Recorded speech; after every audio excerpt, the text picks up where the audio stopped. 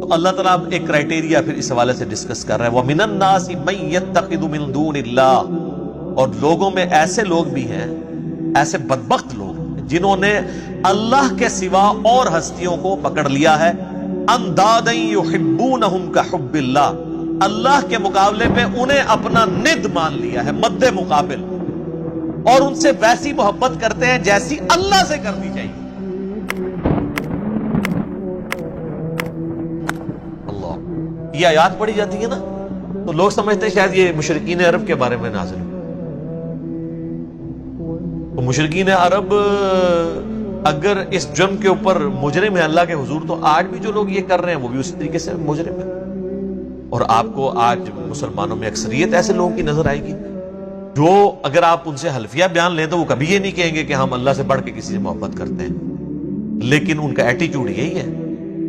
وہ آپ کو کبھی شعر سنائیں گے، اللہ اللہ کیے جانے سے اللہ نہ ملے گا، اللہ والے ہیں جو اللہ سے ملا دیتے ہیں، اور اللہ والے ان کو کہہ رہے ہوتے ہیں جو اپنی عبادت کروا رہے ہوتے ہیں، جن سے تجوید سے اگر آپ نماز سنیں تو نہیں سنا سکتے، اور ترجمہ تو بھول ہی جائیں کہ وہ سنا سکتے ہیں۔ ہاں وہ یہ کر سکتے ہیں کہ سجے پاسے اسلام پھیرے تھے سارے حافظ ہو گئے، کھبے پاسے پھیرے تھے سارے ناظرہ ہو گئے، وہ کہتے ہیں نا جی پیچھے نیت کی۔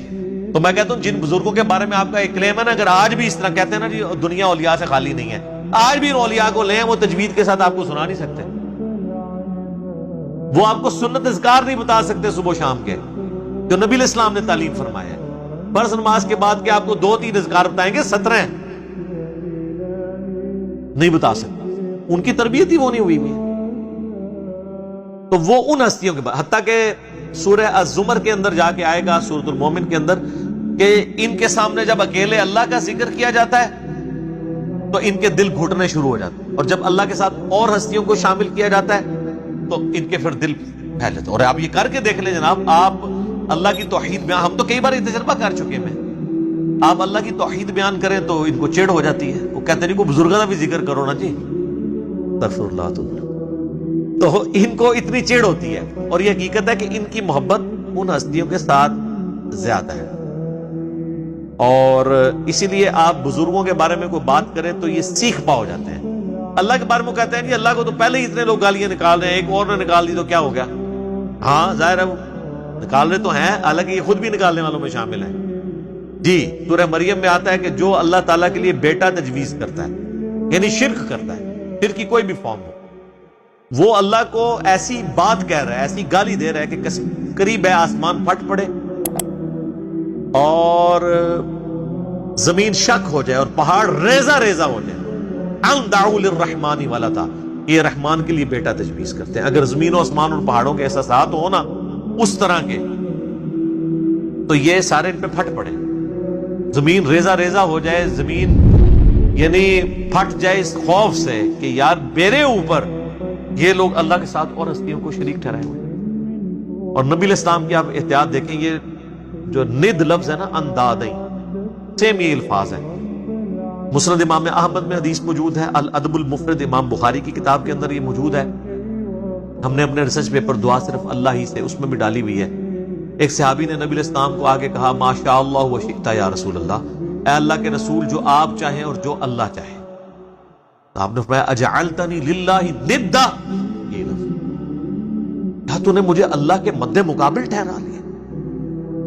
اب وہ پاکستانی ہوتا نا تو کہتا نہیں یا رسول اللہ مد مقابل نہیں، میں نے آپ کو مستقل بذات نہیں مانا، غیر مستقل بذات، عطائی اور اللہ کے اذن سے مانتے ہوئے کہا ہے۔ لیکن اس ٹائم پہ یہ کہانیاں نہیں ہوتی تھی، صحابہ کرام تو بولے والے مسلمان تھے نا، یہ ساری شیطانیاں ان کو تو نہیں آتی تھی۔ تو آپ فرمایا قل بل ما شاء اللہ وحدہ، بلکہ کہہ جو اکیلا اللہ چاہے۔ ایک بریلوی عالم تھے تو میں نے ان کو یہ حدیث بیان کی نا، ان کا جی آپ کو اس حدیث کا مطلب نہیں سمجھائے۔ وہ کہتے ہیں اصل میں نبی علیہ السلام نے پوچھا ہے کہ اے میرے پیارے صحابی، کہیں ایسا تو نہیں آپ مجھے خدا مانتے ہو؟ میں نے کہا تو آگے الفاظ تو کچھ اور بتا رہے ہیں۔ اس کے جواب میں تو صحابی کہتا نہیں یا رسول اللہ میں نے آپ کو خدا نہیں مانا، خدا کا بندہ مانتے ہوئے کہہ رہا ہوں یا رسول اللہ ماشاء اللہ وشئت۔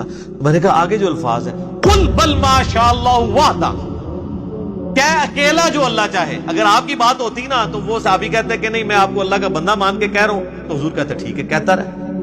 آپ تو بالکل الٹ بات کہہ رہے ہیں, نہیں مجھے نہیں شامل کرنا ذات, تکوینی امور میں نہیں کرنا, تقدیر سے جو ریلیٹڈ ہے.